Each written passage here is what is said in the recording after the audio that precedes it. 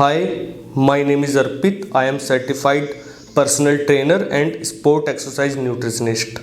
जो लोग मेरे साथ मेरी इंस्टाग्राम आईडी पर जुड़े हुए हैं उन्हें पता है कि मैं लास्ट 3 मंथ से कीटो डाइट फॉलो कर रहा था और ये जो वीडियो अभी मैं यूट्यूब पर बना रहा हूँ इस वीडियो में मैं अपना सारा एक्सपीरियंस आप लोगों के साथ डिटेल में शेयर करने वाला हूँ। अब इस वीडियो की खास बात ये होने वाली है कि अगर आप यूट्यूब पर सर्च करते हैं तो काफ़ी लोगों ने अपने एक्सपीरियंस पहले भी शेयर किए हुए हैं, बट उन सभी लोगों ने अपने एक्सपीरियंस को केवल एक्सटर्नली आपके आगे रिप्रेजेंट किया है। मतलब कि उन्होंने केवल ये बताया है कि उनको कितना केजी वेट लॉस हुआ, किसी का 10, किसी का 5, किसी का 15 केजी वेट लॉस हुआ, क्या क्या उन्होंने खाया। लेकिन इस वीडियो में हम एक्सटर्नली फैक्ट के साथ साथ hormonal changes, lipid profile, glucose level, सब कुछ हम इसमें कवर करने वाले हैं। क्या क्या फ़ायदे होते हैं कीटो करने के, क्या क्या नुकसान होते हैं, क्या बॉडी में टेम्परेरी चेंजेस देखने को मिलते हैं, वो सब हम इस वीडियो में पूरा कवर करेंगे। और बहुत सारे लोगों को लगता है कि अगर आप इस तरह की कोई डाइट फॉलो करते हैं तो जब आप उस डाइट को छोड़ोगे तो आपका वेट दोबारा गेन होने लगेगा। तो वो सब भी मैं आपको अपना एक्सपीरियंस पर्सनली आपके साथ शेयर करूँगा। लेकिन इस वीडियो को शुरू करने से पहले मैं आप लोगों को बता दूं कि कीटो के ऊपर जो लोगों ने बहुत सारी रिसर्च की हैं और उसके बाद उन्होंने जो स्टडीज़ दी हैं, जो थ्योरी हमें दी है, मेरी अगर कुछ ब्लड रिपोर्ट उन स्टडी से मैच नहीं करती, यानी कि उनमें कुछ डिफरेंस आता है, तो मैं ये बिल्कुल भी क्लेम नहीं करता हूँ कि वो थ्योरी गलत है और मेरी जो रिपोर्ट है उसके अकॉर्डिंग ये कीटो इस तरह से वर्क करती है, उस तरह से वर्क नहीं करती।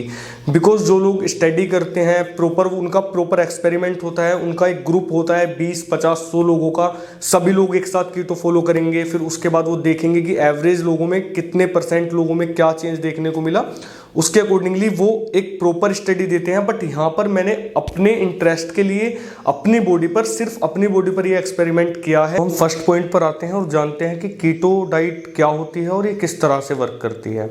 बेसिकली कीटो में क्या होता है, कीटो में हम कार्बोहाइड्रेट जैसे कि रोटी, चावल, ये सब कुछ बिल्कुल कट कर देते हैं, ज़ीरो कर देते हैं, या फिर एक बहुत ही मिनिमम क्वांटिटी में हम लेते हैं। और फैट और प्रोटीन हम इस डाइट में अपनी ऐड करते हैं, जिसमें कि हम फैट सबसे ज़्यादा लेते हैं और प्रोटीन नॉर्मल लेते हैं। तो जल्दी से मैं आपको समझाने की कोशिश करूंगा कि ये डाइट वर्क किस तरह से करती है। बहुत ज़्यादा डीप हम इसमें नहीं जाएंगे। तो आप इसे इस एग्जांपल से समझिए, जैसे कोई कार होती है जो कि पेट्रोल से भी चलती है और CNG से भी चलती है। सेम उस कार की तरह जो हमारी बॉडी है वो भी 2 फ्यूल्स पे वर्क कर सकती है। फर्स्ट फ्यूल है ग्लूकोज, जो कि जब हम कार्बोहाइड्रेट खाते हैं तो कार्बोहाइड्रेट को ब्रेक डाउन करके ग्लूकोज बनता है, जो हमारी बॉडी को एनर्जी प्रोवाइड करवाता है। दूसरा बॉडी का सोर्स है कीटोन्स। कीटोन्स कैसे बनते हैं, जो हम फैट खाते हैं या फिर जो फैट हमारी बॉडी ने स्टोर किया हुआ है, जब उस फैट का ब्रेक डाउन होता है तो उस ब्रेक डाउन से कीटोन्स बनते हैं। लेकिन जो हमारी बॉडी का प्राइमरी सोर्स ऑफ एनर्जी है, यानी कि जिसे बॉडी हमारी सबसे पहले यूज करती है, वो करती है ग्लूकोज को। तो कहने का मतलब यह है कि अगर बॉडी को ग्लूकोज और कीटोन्स दोनों एक साथ मिले तो वो कीटोन्स को चूज नहीं करेगी, वो एनर्जी के लिए यूज करेगी ग्लूकोज को। तो इसलिए जब भी हम कीटो डाइट फॉलो करते हैं तो सबसे पहले हम ग्लूकोज बिल्कुल ज़ीरो कर देते हैं, या फिर बहुत मिनिमम क्वांटिटी में 30 ग्राम 50 ग्राम तक रखते हैं। यानी कि ग्लूकोज से मतलब है कि जो कार्बोहाइड्रेट है वो हम बिल्कुल कम कर देते हैं, जिससे कि हमारी बॉडी कीटोन्स पे वर्क कर सके। और हम जो फैट इनटेक है वो अपना हाई कर लेते हैं। बॉडी में होता क्या है कि जब बॉडी को ग्लूकोज नहीं मिलेगा तो उसे मजबूरी में कीटोन्स पे वर्क करना पड़ेगा। और कीटोन्स बॉडी कैसे बनाएगी, बॉडी कीटोन्स बनाएगी फैट को ब्रेक डाउन करके। एनर्जी के लिए बॉडी फैट को ब्रेक डाउन करती है कीटोन्स में, जो फैट आप खाते हैं उसे भी और जो फैट बॉडी ने स्टोर किया हुआ है उसे भी। तो इस वजह से जो हमारी बॉडी में स्टोर फैट होता है वो जल्दी से यूटिलाइज होता है और जल्दी से कीटो में फैट लॉस होने लगता है। अब सेकंड पॉइंट पर आते हैं कि क्या क्या टेम्परेरी चेंज बॉडी में देखने को मिलते हैं जब आप कीटो स्टार्ट करते हैं। तो जो कीटो का फर्स्ट वीक होता है, यानी कि जैसे आप आज से कीटो स्टार्ट करते हैं तो आज से तीसरे दिन से 7वें दिन तक आपकी बॉडी में क्या होता है कि थोड़ा सा एनर्जी लो आपको फील होगी, क्योंकि उस टाइम पे बॉडी यूज ग्लूकोज ही कर रही होती है जो उसने पहले स्टोर किया हुआ है। बट वो धीरे धीरे जैसे खत्म होता रहेगा तो आपको लो लो फील होता रहेगा। दूसरा, आपको वोमिटिंग का मन होगा, हेडेक हो सकता है, और कभी कभी बहुत रेयर केसेस में 1 दिन या फिर 2-4 घंटे के लिए बुखार भी आ जाता है, क्योंकि बॉडी को हमारी शुरू से आपने ग्लूकोज बॉडी को दिया है, अब ग्लूकोज एकदम से आपने कट कर दिया है तो थोड़ा सा तो उस चीज़ का स्ट्रेस बॉडी पर पड़ेगा। बट जैसे ही 7 दिन कंप्लीट होते हैं, जब बॉडी कीटोन्स पे स्विच कर जाती है तो उस टाइम पे आप बहुत ज़्यादा एनर्जेटिक फील करते हो, बिकॉज जो कीटो एटीपी रिलीज करते हैं वो ग्लूकोज से ज़्यादा करते हैं, इसलिए आपकी बॉडी में ज़्यादा एनर्जी रहती है जब आपकी बॉडी कीटोन्स पे स्विच कर जाती है। तो पहला टेम्परेरी चेंज आपको ये देखने को मिलता है कि आप तीसरे से 7वें दिन के बीच में बहुत ज़्यादा लो फील करते हैं, वोमिटिंग आपको हो सकती है, हेडेक हो सकता है और किसी किसी केस में फीवर भी हो सकता है। दूसरा चेंज आपको देखने को मिलेगा कि आपकी जो यूरिन पास करने की फ्रीक्वेंसी है वो थोड़ा बढ़ जाएगी। उसका रीज़न ये होता है कि हमारी बॉडी में जो कार्बोहाइड्रेट है, पर 1 ग्राम कार्बोहाइड्रेट 4 ग्राम वाटर होल्ड करता है, और जब आप कार्बोहाइड्रेट कट कर दोगे तो वो जो 4 ग्राम वाटर होल्ड हो रहा है पर 1 ग्राम कार्ब से, वो तो होल्ड होगा नहीं, वो भी बॉडी उस वाटर को फ्लश करती रहेगी यूरिन के थ्रू, तो इसलिए आपका यूरिन ज़्यादा पास होगा। तीसरा चेंज आपको देखने को मिलेगा कि आपको फ्रेश होने में थोड़ी सी प्रॉब्लम हो सकती है, और जो आपका स्टूल होगा, जो आपकी पोटी होगी, वो थोड़ा टाइट आएगी, और इसका भी सेम रीज़न है क्योंकि बॉडी वाटर रिटेन नहीं कर रही है, तो उसकी वजह से ऐसा होगा। और ये प्रॉब्लम उन लोगों को ज़्यादा होती है जिन्हें कीटो फॉलो करने से पहले ही कॉन्स्टिपेशन की प्रॉब्लम है और वो फाइबर्स वगैरह डाइट में कम ऐड कर रहे हैं। तो ये कुछ टेम्परेरी चेंजेस आपको कीटो के देखने को मिलते हैं। इनमें जो कुछ साइड इफेक्ट्स हैं जैसे कि हेडेक, फीवर और वोमिटिंग, ये सब 7-8 दिन के बाद अपने आप नॉर्मल हो जाते हैं। तो अभी हमने बात की कि क्या क्या साइड इफेक्ट्स, क्या क्या टेम्परेरी चेंजेस आपकी बॉडी में होते हैं जब आप कीटो करते हैं। अब वीडियो के मेन पार्ट पर आते हैं और ब्लड रिपोर्ट देख लेते हैं कि मेरी ब्लड रिपोर्ट में क्या क्या चेंजेस हुए हैं। तो एक जो ब्लड रिपोर्ट है मैंने वो 5 जैन को करवाई थी जब मैंने अपनी कीटो स्टार्ट की थी, और जो मेरी दूसरी ब्लड रिपोर्ट है वो 4 अप्रैल को हुई है। तो चलिए दोनों को पहले एक बार कंपेयर कर लेते हैं, उसके बाद मैं थोड़ा सा डिटेल में आपको एक्सप्लेन करूंगा कि क्या क्या चेंज किस चीज़ में हुए हैं और ये क्या मतलब जो भी, जैसे मान लो सीरम क्रिएटिनिन में कुछ चेंज हुआ है तो वो होता क्या है, HDL, LDL ये सब क्या होते हैं वो अभी बाद में डिस्कस करेंगे। एक बार मैं आपको पहले बता देता हूँ कि क्या क्या चेंज हुए हैं। तो HbA1c जो मेरा था वो 5.50 था 5 जैन को, अभी वो 5.20 है, नॉर्मल है, कोई ज़्यादा इतना चेंज नहीं हुआ है। फास्टिंग ब्लड शुगर यानी कि ग्लूकोज लेवल की अगर बात करें तो जनवरी में वो 93 था और अभी वो हो गया है 90.6, तो कम हुआ है बट उतना ज़्यादा कोई चेंज नहीं है। इसके बाद लिपिड प्रोफाइल पे आते हैं, कोलेस्ट्रोल पे। तो जो टोटल कोलेस्ट्रोल है वो स्टार्टिंग जब मैंने डाइट की थी उस टाइम पे 188 mg/dl था और अभी वो बढ़ के हो गया है 205 mg/dl। ये भी कोई इतना ज़्यादा नहीं बढ़ा है बट हाँ फिर भी बढ़ा है, पहले से ज़्यादा बढ़ा है। और अगर सीरम HDL कोलेस्ट्रोल की बात करें तो HDL डाइट स्टार्ट करने से पहले था 59.5, अभी वो हो गया है 49.6। अगर LDL कोलेस्ट्रॉल की बात करें वो स्टार्टिंग में 130.9 था, अभी वो 139.8 हो गया है। और इसी वजह से क्योंकि HDL कम हुआ है LDL बढ़ा है, तो HDL और LDL का जो रेशियो है वो 0.45 से बढ़ के कम होके 0.35 हो गया है। अगर लीवर फंक्शंस की बात करें तो लीवर में उतना ज़्यादा कोई चेंज नहीं आया है, सब कुछ लगभग नॉर्मल ही है। किडनी फंक्शंस की अगर बात करते हैं तो किडनी में यहाँ पे चेंज देखने को मिला है।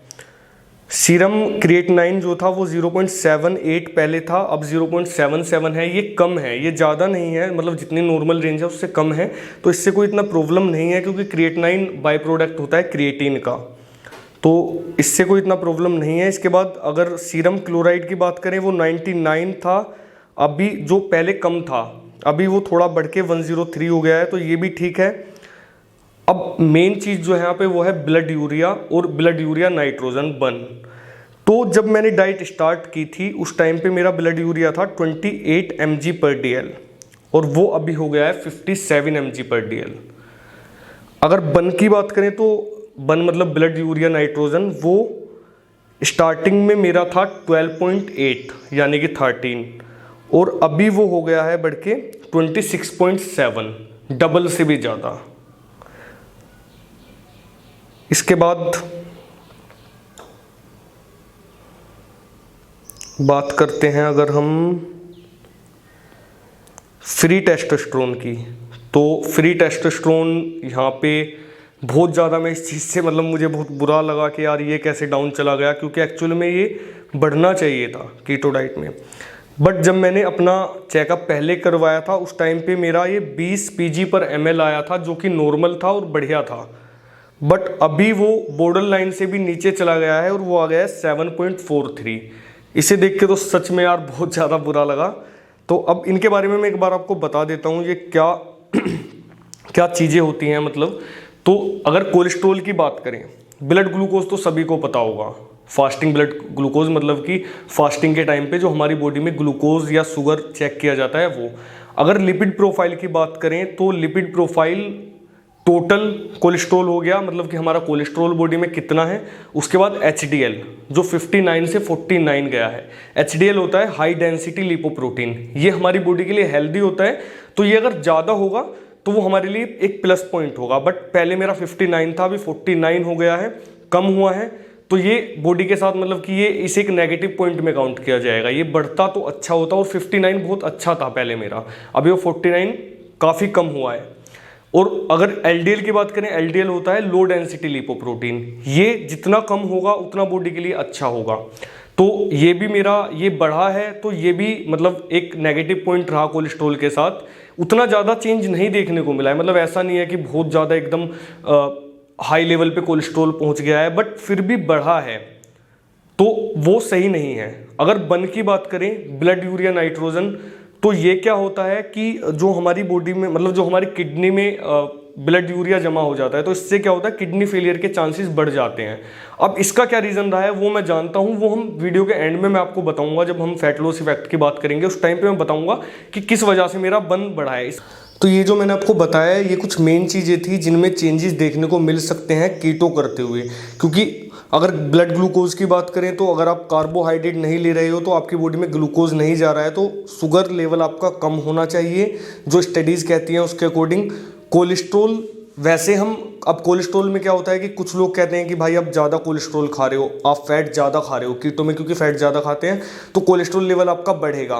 बट स्टडीज़ ये नहीं मानती हैं, क्योंकि जब आप फैट ज़्यादा खाते हो तो आप फैट बर्न भी करते हो, और जब बॉडी का वेट लॉस हो रहा है, फैट लॉस हो रहा है, तो उस सिचुएशन में कोलेस्ट्रॉल डाउन होना चाहिए। अगर टेस्टोस्टेरोन की बात करें तो टेस्टोस्टेरोन बनता है कोलेस्ट्रॉल से, और यहाँ पे सेम चीज़ है कि अगर आप हाई फैट खा रहे हो और मतलब इसका ये हो गया कि आप ज़्यादा कोलेस्ट्रॉल ले रहे हो, तो ज़्यादा कोलेस्ट्रॉल अगर आप लोगे तो टेस्टोस्टेरोन भी ज़्यादा बनेगा। तो जितनी भी स्टडीज़ कीटो के ऊपर हुई हैं वो कहती हैं कि इससे फास्टिंग ग्लूकोज लेवल डाउन जाता है, कोलेस्ट्रॉल लेवल डाउन जाता है और टेस्टोस्टेरोन लेवल बूस्ट होता है। बाकी इसके जो रिजल्ट्स रहे वो मैंने आपके सामने एज इट इज़ रख दिए हैं। इसलिए मैंने जो आपसे वीडियो के स्टार्टिंग में बोला था वो फ्री टेस्टोस्टेरोन की रिपोर्ट को देखते हुए ही बोला था कि मैं ऐसा क्लेम बिल्कुल नहीं करता हूं कि भाई अगर मेरी रिपोर्ट कम आई है तो हर किसी के साथ ऐसा ही होता है। और जो भी जितनी भी स्टडीज़ हुई हैं कि भाई टेस्टोस्टेरोन बूस्ट होता है इस डाइट से, कीटो डाइट से, वो गलत हैं सब, मेरा तो कम हुआ है, ऐसा नहीं है। और भी बहुत सारे रीजंस होते हैं, जैसे कि स्ट्रेस लेवल, मेरा स्ट्रेस लेवल भी इस टाइम पे थोड़ा सा हाई था क्योंकि मुझे बहुत सारी चीज़ें देखनी पड़ रही थी। मतलब मेरा एग्जाम था, काफ़ी सारी चीज़ें अच्छी स्लीप ना होने की वजह से, और एक डाइट का भी वैसे कहीं ना कहीं रीज़न रहता है, बट वो बॉडी टू बॉडी डिपेंड करता है। तो ये मैं बिल्कुल नहीं बोलूँगा कि मेरे साथ अगर ऐसा हुआ है तो आपके साथ भी ऐसा ही होगा। अगर कीटो डाइट के फ़ायदों की बात करें तो इसके बहुत ज़्यादा बेनिफिट्स भी हैं। जैसे कि एक सबसे मेन बेनिफिट तो ये है कि वेट लॉस बहुत ज़्यादा फास्ट होता है। तो मान लीजिए कि जैसे आपके फैमिली में कोई फंक्शन आ रहा है 1 महीने बाद, या फिर आपकी शादी है खुद की और आपको वेट लॉस अपना करना है, तो उस सिचुएशन में क्या होता है कि आप कीटो डाइट फॉलो करके बहुत अच्छे रिजल्ट्स ले सकते हैं 1 महीने के अंदर ही। मतलब लिमिटेड टाइम के अंदर आप ज़्यादा अच्छे रिजल्ट्स अचीव कर सकते हैं। या फिर जैसे आपको स्पोर्ट्स पर्सन है और आपको किसी एक वेट कैटेगरी में पार्टिसिपेट करना है, डेट आ चुकी है आपके उस टूर्नामेंट की, तो आपको अगर मतलब वेट लॉस करना है उसके लिए, मान लीजिए आपका वेट 65 है और आप 60 kg में खेलना चाहते हैं, 1 महीने बाद आपका वो गेम आने वाला है, तो उस सिचुएशन में कीटो आपके लिए एकदम बढ़िया ऑप्शन रहेगा। और इसका एक बेनिफिट जो मुझे सबसे ज़्यादा पसंद आया वो ये है कि जब आप कीटो पे रहते हैं और आपको अगर स्ट्रेंथ ट्रेनिंग आप कर रहे हैं, या फिर आप मतलब आप बिल्कुल भी लो फील नहीं करोगे, आपकी बॉडी में बहुत ज़्यादा एनर्जी रहेगी, स्ट्रेंथ आपकी बहुत ज़्यादा बढ़ेगी, लेकिन क्रेविंग्स बहुत ज़्यादा आएंगी। जो भी कुछ खाओगे आप वो नॉर्मल फ्राई करके या बॉईल करके आप खाओगे, ऐसा इतना ज़्यादा इसे बनाने में टाइम नहीं लगता है। और अगर आपके पास टाइम नहीं है तो बाहर भी आप जैसे पनीर टिक्का हुआ या फिर चिकन टिक्का, इस तरह की चीज़ें कुछ ऑप्शंस अवेलेबल होते हैं। तो ये भी एक इसका बेनिफिट है कि मतलब कुकिंग में उतना ज़्यादा टाइम नहीं लगता है।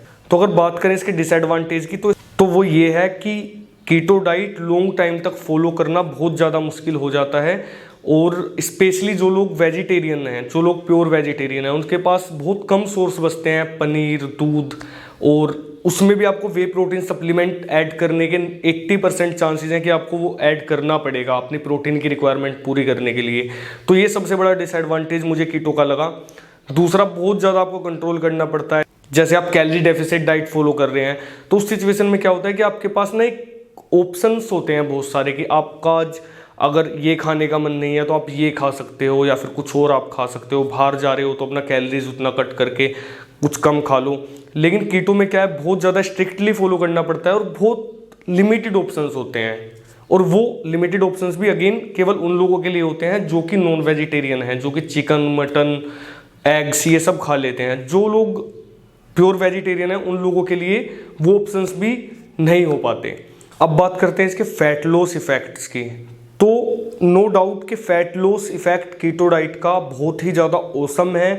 मैंने खुद पे ट्राई किया है और बहुत सारे क्लाइंट्स पे मैं पास्ट में ट्राई कर चुका हूँ। ज़्यादा मैं क्लाइंट्स को, क्योंकि एक्चुअली अभी तक मेरे पास डेटा नहीं था कि इंटरनली बॉडी पे क्या इसका इफेक्ट पड़ा, तो इसलिए मैं क्लाइंट्स को बहुत ज़्यादा लॉन्ग टाइम के लिए कीटो करने के लिए नहीं बोलता था। बट जब भी मैंने 15-15, 20-20 दिन के लिए लोगों को कीटो करवाया है और उस 15-20 दिन में उन्होंने बहुत अच्छे रिजल्ट्स उन्हें मिले हैं, तो नो डाउट कि कीटो का फैट लॉस इफेक्ट बहुत अच्छा रहा है। अब अगर मैं अपनी बात करूं तो मैंने 7 जनवरी को वेट अपना चेक किया, मेरा वेट आया 67 kg। उसके बाद 27 जनवरी को मेरा वेट हो गया था 63.5 kg, और जो मेरा बॉर्डर लाइन पे, मतलब जो लोएस्ट साइड पे मेरा वेट रहना चाहिए, जो लोअर साइड पे वेट मेरा रहना चाहिए, वो रहना चाहिए 63। वो बिल्कुल बॉर्डर लाइन है, मतलब कि मेरी हाइट के अकॉर्डिंग अगर मेरा वेट 62 kg होता है तो मैं अंडर वेट कैटेगरी में आ जाऊंगा। अब इस वजह से क्या हुआ कि जब मेरा वेट 20 दिन में ही 67 से 63 kg आ गया, तो मुझे टेंशन होने लगी कि यार 3 मंथ्स में कैसे इसे फॉलो करूंगा। ऐसा ना हो कि मैं अंडर वेट हो जाऊं, 60 kg, 59, 57 kg मेरा वेट ना हो जाए, क्योंकि वेट गेन करना बहुत बड़ा फिर टास्क हो जाता है।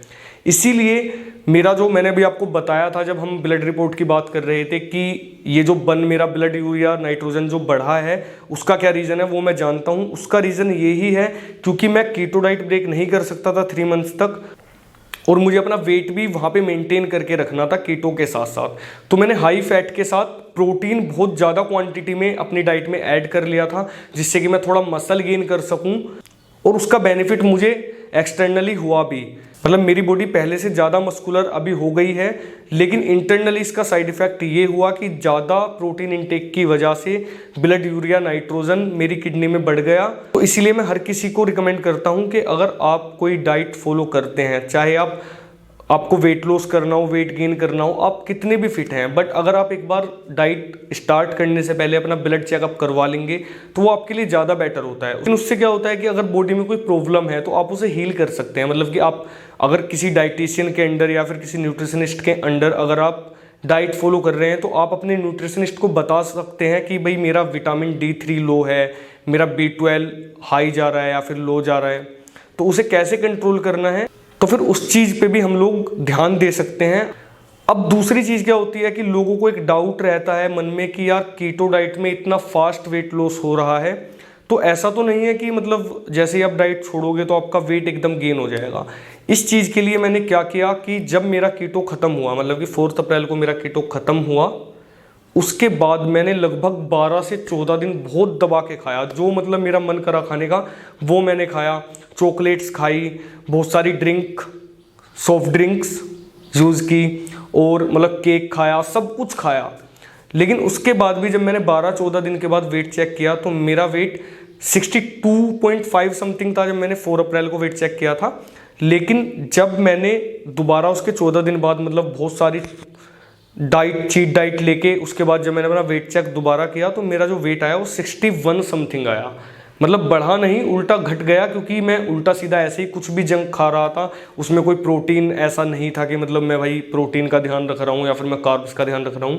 तो वेट मेरा 61 हो गया 62 से, तो वेट कम हुआ, बढ़ा नहीं। लेकिन हाँ, कुछ लोगों का वेट गेन होता है। वेट गेन कितना होता है? वो लिमिटेड वेट गेन होता है, लगभग 1 kg के आसपास। वो किस वजह से होता है? जब आप ग्लूकोज खाना छोड़ते हैं, जब आप कीटो स्टार्ट करते हैं और आप ग्लूकोज खाना छोड़ देते हैं, तो आपकी बॉडी के अंदर जो ग्लाइकोजन होता है, ग्लाइकोजन ग्लूकोज की एक फॉर्म होती है जिस फॉर्म में बॉडी ग्लूकोज को मसल्स में, लीवर में स्टोर करके रखती है। तो जब आप कीटो पे आए और आपने कार्ब्स खाना छोड़ दिया तो बॉडी ने कुछ दिन तक, 2-3 दिन तक वो ग्लाइकोजन यूज किया एज अ फ्यूल, और वो ग्लाइकोजन डिप्लीट हो गया, वो ग्लाइकोजन आपकी मसल्स से निकल गया।